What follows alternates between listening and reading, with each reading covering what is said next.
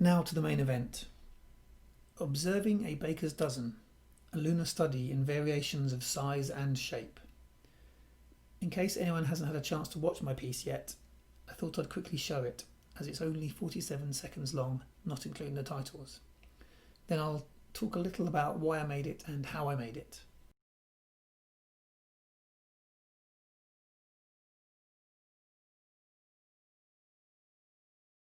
I suppose the first thing I should say is this is the first moving image piece I've made since my undergraduate degree show back in '99, and that previous piece was really only found CCTV footage that I edited.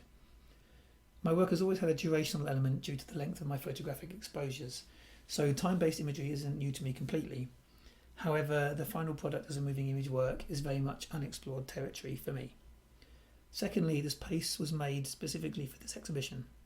I proposed a couple of ideas and Anna was interested in me developing one on craters made from household materials. So to the why.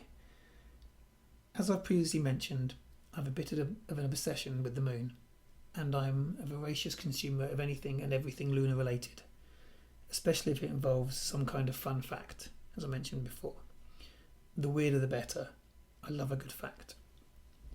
Over the past couple of years, I've been collecting these strange facts, and for this piece, I focused on harnessing ones related to lunar regolith recipes and lunar craters. My main sources included NASA's Educator's Instructional Guide, Exploring the Lunar Surface, and in particular Lesson 5, Craters Moon Study Activity, and Maggie Aldrin Pocock's Book of the Moon, which is a veritable feast of offbeat facts, many involving food. I've also just begun experimenting with time-lapse and the creative potential in the changing shadows of the plants in my studio that I showed a little earlier. So I knew for this new piece I wanted to combine the power of time-lapse to show time seen in the moving of shadows with a homemade lunar surface or landscape. Wanting to construct my own fictional lunar features was very much influenced by reading about and seeing the plaster models of scientists James Naismith and James Carpenter at the Science Museum, and how their photographs of these models in their 1874 publication, The Moon Considered as a Planet, a World and a Satellite, fooled many into thinking they were actual close-up images of the lunar surface.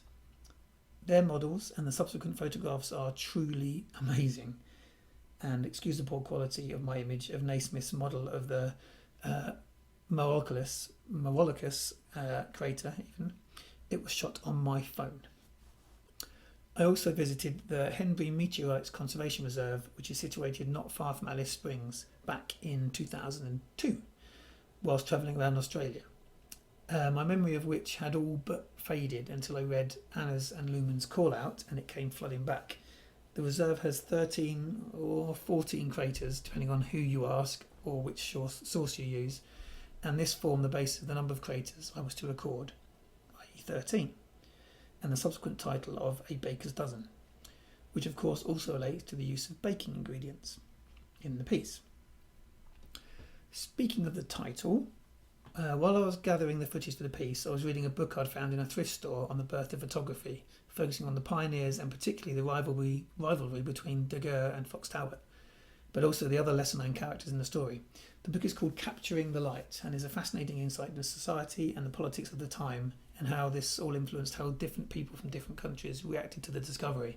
Anyway, the book also mentions Talbot's other achievements, including the many scientific papers he published, often with long and very specific titles. This gave me the idea for the title of my piece. It's intended to sound vaguely academic and simultaneously slightly absurd and perhaps a little fusty. Finally, I wanted the piece to have a feel reminiscent of the film footage and still photographs taken by the Apollo astronauts.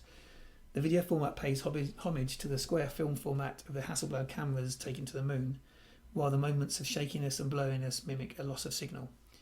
The Hasselblad cameras also contained a transparent Rezo plate, which produced the distinctive crosses seen on all the NASA photographs. In case you're unaware, these were used to help the scientists back on Earth calibrate distances and heights. Would you believe? I still can't believe it. I too have employed a pseudo-razor plate in my piece. In this case, a cropped test photograph I took of the moon using my homemade 47 pinholes camera, mentioned previously. which brings me nicely to why 47 seconds in length. From the number of rockets supposedly strapped to Chinese official Wan Hu's chair to help him ascend to the moon, to the number of minutes of radio silence as you travel around the far side of the moon, the number 47 continually reappears whenever one reads about moon-related activities. It's become a number I often implement in my practice in all sorts of ways, as a parameter, a guide, a rule, a limit, in titles, etc. Another deliberate decision was to use duotone in the main footage, so why red? I chose to tone the film a reddish colour because I wanted it to relate to the Arrernte lands and the regolith of Australia's red centre. When it was shown at the Earth Sanctuary, the piece was purposefully projected downwards and seen from above. I had considered using the colour of the dust and mud to give tone to the image. The red is a red of my memory, as it's been nearly 20 years since I was in the Northern Territory, a place that looks very alien, inhospitable, even extraterrestrial or Martian. So, the how. I thought I'd give a little insight into how I work and briefly describe some of the making process for this piece. When constructing the artificial lunar landscapes, I found flour sprinkled with a light dusting of cocoa powder from NASA's Lesson 5 worked particularly effectively, but also I used an all-sugar recipe, caster sugar, granulated sugar and icing sugar. In addition, a combination of 35mm film canisters glued to an old floor tile or bit of carpet using construction adhesive, basically no more nails, produces convincing crater forms when carefully peeled apart. I actually discovered this accidentally when I stuck one of my canister pinhole cameras to a nest box a couple of years ago. Most of the time-lapse footage was shot outside, at the mercy of the sun, and because I wanted the shadows to be as visible as possible, I often had to tilt my rudimentary lunar model to maximise their angle and strength.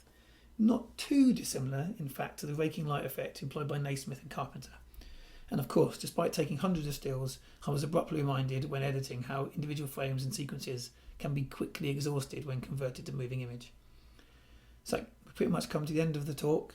Now I realise, as this talk is recorded, I'm unable to immediately answer any questions, if any, that anyone might have, assuming that you're all still awake and haven't nodded off.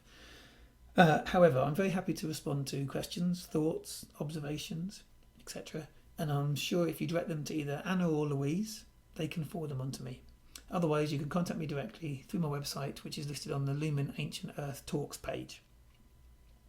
I want to again thank Anna and Louise and the rest of the Lumen team for letting me present my work today and for giving me special permission to record my talk. I would really have liked to have joined you all and also hear Joe's talk and of course the other talks in the series. I look forward to watching them online at some point soon. Stay safe, everyone.